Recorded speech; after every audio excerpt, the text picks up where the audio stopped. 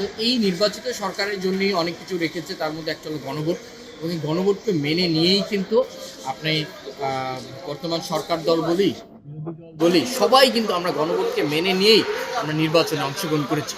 কিন্তু যেটা দেখতে পাচ্ছি যে নির্বাচনের পরে যেমনটা হওয়া দরকার ছিল, যে নির্বাচনের পরে সবাই সরকার দল দেশকে নিয়ে কাজ করবে, দেশের পলিসি মেকিং করবে, সংসদ হবে প্রাণবন্ত, সেটা না হয়ে আমরা দেখছি যে গণভোটকে নিয়ে বাকবিতণ্ডা তৈরি হচ্ছে, যেটা আমাদের জন্য হতাশাজনক।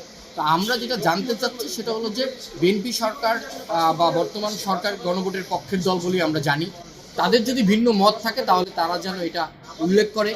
যদি গণভোট দেশের জন্য মঙ্গলজনক হয়ে থাকে, এটা মেনেই তারা নির্বাচন করেছে, তো গণভোটকে দ্রুত একটা সিদ্ধান্তে আসুক, এবং যদি গণভোট এটা দেশের জন্য ভালো না হয় তাহলেও সেটা তারা জনগণের সামনে তুলে ধরুক যে না, গণভোটটা দেশের জন্য দরকার নেই বা দেশের জন্য ক্ষতিকর। 72 ঘন্টা ময়েশ্চার লক সমৃদ্ধ লিলি বডি ওয়াশ, শিয়া বাটারের গুডনেস স্কিন রিপেয়ার করে রাখে সফট ও গ্লোয়িং। কিন্তু এটাকে এইভাবে রেখে জনগণের মধ্যে একটা বিভক্তি তৈরি করা, জুলাই পক্ষের শক্তির মধ্যে একটা বিভক্তি তৈরি করা, যা দেশের জন্য ক্ষতিকর এবং দেশের জন্য এটা উন্নয়নের অন্তরায়।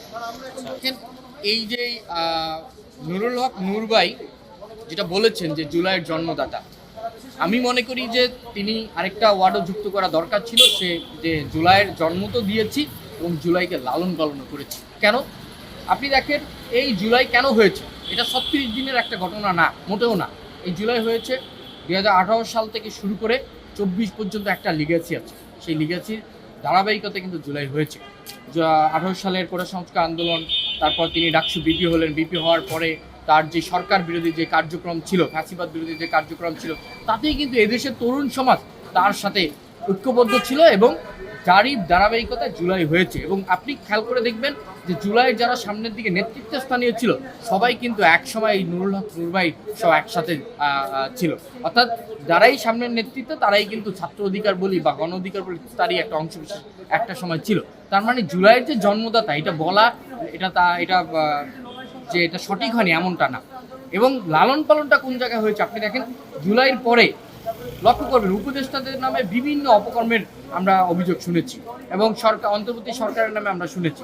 তখন কিন্তু কেউ কিন্তু উপদেষ্টা অন্তর্বর্তী সরকারের বিরুদ্ধে বলতে যায় না, কিন্তু একমাত্র এই ছাত্র অধিকার পরিষদ, গণ অধিকার পরিষদের আদর্শিক অঙ্গ সংগঠন আমরাই কিন্তু এই অন্তর্বর্তী সরকারের বিরুদ্ধে বলেছি, এবং আমরা উপদেষ্টাদের অপকর্ম নিয়ে কথা বলেছি। এবং এখন পর্যন্ত জুলাইকে জিইয়ে রাখতে, জুলাইয়ের যে আমাদের ম্যান্ডেট ছিল, জুলাইয়ের যে আমাদের আকাঙ্ক্ষা ছিল, এই আকাঙ্ক্ষা বাস্তবায়নের জন্য এখন পর্যন্ত আমরা কাজ করছি, এবং ভবিষ্যতেও আপনাকে সাক্ষী রেখে বলছি, এই দেশের মানুষকে সাক্ষী রেখে বলছি যে ভবিষ্যতে যত ফ্যাসিজম এদেশে তৈরি হবে তার বিপক্ষে সর্বপ্রথম কথা বলা সংগঠন হবে এই ছাত্র অধিকার পরিষদ এবং নুরুল হক নূরের গণ অধিকার পরিষদ।